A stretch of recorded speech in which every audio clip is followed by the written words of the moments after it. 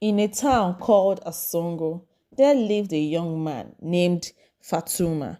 Fatuma was a fierce warrior. He was dark, tall, and handsome. He was the head of army in Asongo. He fought and conquered so many battles.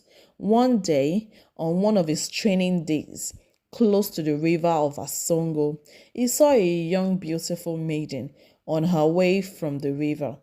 Fatuma could not help but notice the beautiful damsel and had to go after her. He approached the girl and said, "How are you, young lady? My name is Fatuma." The lady said, "Fine, thank you." Fatuma continued, "I don't think I have seen you around this town before. Are you new here?" The lady ignored Fatuma's questions and told him she had to go home before it's dark and that the pot of water she had on her head was too heavy and that it was needed urgently at home. So she left. Fatuma watched the beautiful damsel walk away. Later that night, Fatuma could not sleep and kept thinking about the girl he had seen earlier. He didn't even know how to find her. He didn't know her name, her family, or where she stayed. He just couldn't get the girl off his mind. The next day, he spoke to a few people describing the girl to them, but no one seemed to know whom he was talking about.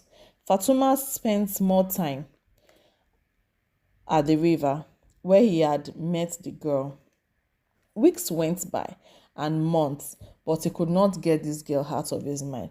He kept wondering why the girl had so much hold over him, despite the numerous women that kept throwing themselves at him. It was time for the long-awaited Asongo festival. The people of Asongo trooped out for the festival, and as a group of people were dancing, Fatuma sighted the beautiful maiden in the crowd of spectators. He knew this was his only chance to know who the girl was. Fatuma snuck out of the high table where he sat with the king and chiefs of the land. Got hold of the girl, took her away from the crowd. Her mother, who was also there, saw what had happened and followed them, wondering what her daughter had done wrong. They got to a quiet place and stopped. Her mother was begging the stranger to please let her daughter go. Fatuma turned and looked at her. Then she saw a familiar necklace on him, but kept begging to let go of her daughter. Fatuma answered.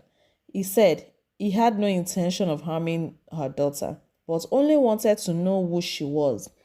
The woman decided to ask about the necklace on him. Fatuma answered and said, "My father told me it was given to me by my mother, who died after I was born."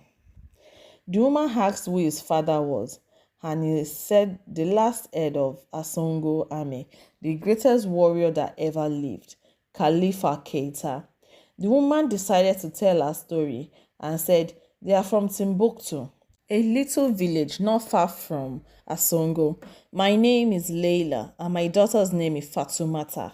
Some years ago, there was a battle between your people and our people over a piece of land between the two villages. The Asongo warriors, led by Khalifa Keita, won the battle.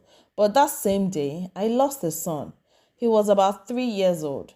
Most people thought he was killed in the battle, but his body was not found. Nothing on him was found. My mind tells me he is still alive, and that is why we have come all the way from Timbuktu to find my son."